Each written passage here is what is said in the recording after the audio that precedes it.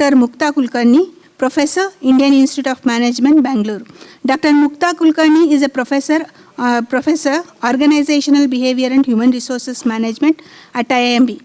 Doctor is interested in workplace inclusion of persons with disabilities, and she held the emphasis chair for digital accessibility and inclusion at IIM Bangalore. With respect to her work on disability, Dr. Mukta has served as a member, Confederation of Indian Industry, that is CII, National Committee on Special Abilities. She has also authored reports on disability for various government departments. We welcome Dr. Mukta on stage. I must admit to all of you that when Ranjana and Diana first invited me, I got very nervous. I said I have nothing to contribute, and I was trying very hard to get out of today's talk, if you might. Because I don't work with children with disabilities, I work with organizations to make them more accessible. But they persuaded me, and what I'm going to talk about today is how we can make organizations more inclusive, and more importantly, we have children who are now educated. We've all done a good job educating them. How can we place them in organizations and make sure that the placement is done in an inclusive manner and they become successful? So I'm going to talk about 4 internal practices that organizations can follow, and an external practice that we could think about in terms of making in-organization spaces and otherwise more inclusive. So think about the first one. Inclusive hiring practices. We have someone who has a sensory disability or a learning disability. Take, for example, somebody on the spectrum, on the autism spectrum. This is, as you know, a developmental disorder. Not everybody on the spectrum can, for example, maintain eye contact, or not someone with a disability can always maintain eye contact. Someone cannot have a clear answer, a clear communication that's expected in an interview process when you want to enter an organization. But maybe if we change the way we interview people, they have something to offer. So maybe we have to change the way we interview people in order to get them into the workplace.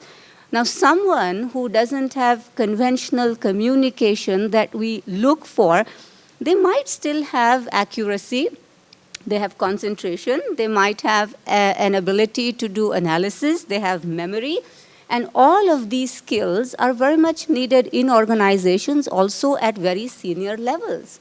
So how can, for example, we make hiring practices inclusive? Maybe instead of doing a conventional interview conversation with some of these candidates, we could have a certain work trial. We could give them a task and we could say, well, how will you execute this differently? If they can execute the task differently, well, they're welcome inside the organization at the end of the day. So we've got to think about first the types of hiring practices that we look at, and if we can tweak them a little bit in order to look at the essential tasks required in the organization, then strip it down to the bare minimum and then say, well, how can you do that task differently, right? So practice number 1 for inclusion is inclusive hiring.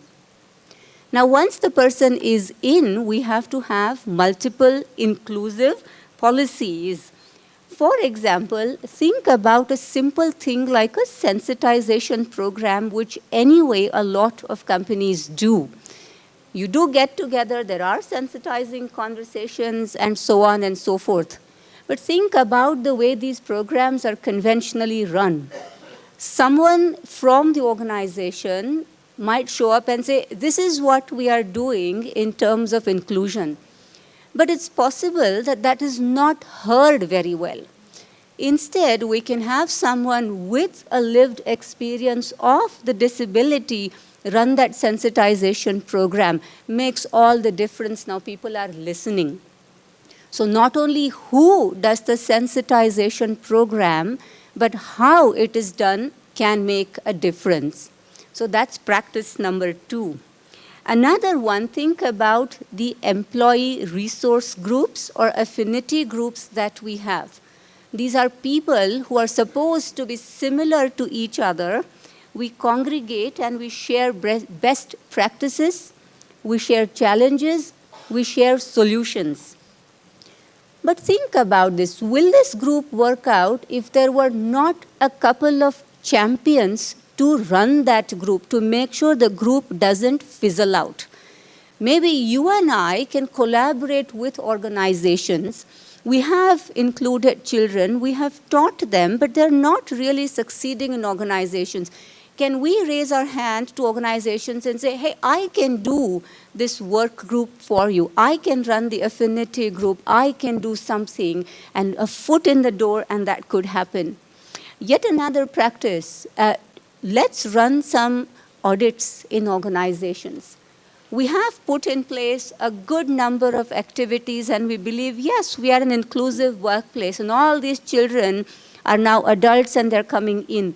But have we run periodic audits to say what else can we do and how else we can do that? Yet again, people like us can raise our hand. We can collaborate with organizations and say, hey, I can run this audit for you. I have been with these children for a long time. I know what their strengths are. I know what their challenges are. I know what they require. The next one, accessible products and accessible services. One of my favorite examples, you think about it, somebody with a visual impairment or blindness. Think of them not just as an employee, but also as a customer at this point in time for this example. You go into the bathroom and you want to wash your hair in the morning. And there are multiple bottles in the bathroom. And you do not know if you can't quite see well. And this is not just somebody with a visual impairment. I remove my glasses, I can't read. So it's any one of us.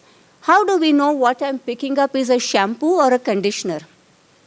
Think about people with disabilities, the children who are now in organizations. They can help organizations design inclusive products. So they become a resource for us to think about our products and our services in a very different manner. So they become extraordinary resource people, and they can also bring about a larger consumer base. You think about a product like a P&G, we know P&G? Yeah, Procter & Gamble. You think about their herbal essences shampoo or an oil of Olay or something like that. All of these products, they have dots and dashes or braille on them, so you can sort of touch them and you don't know what the bottle is, but you touch it and you know what you're getting.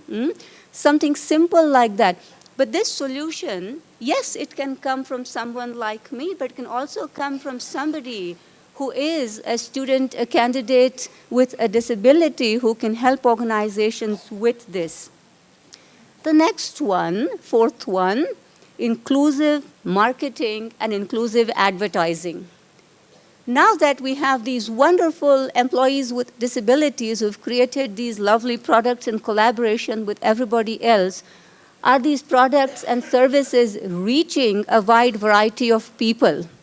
And we've got to rethink how we market and how we speak to people around us, so the consumer base that is very different from each other has a sense of what we have to offer. So those are 4 internal practices. The last one is an external practice.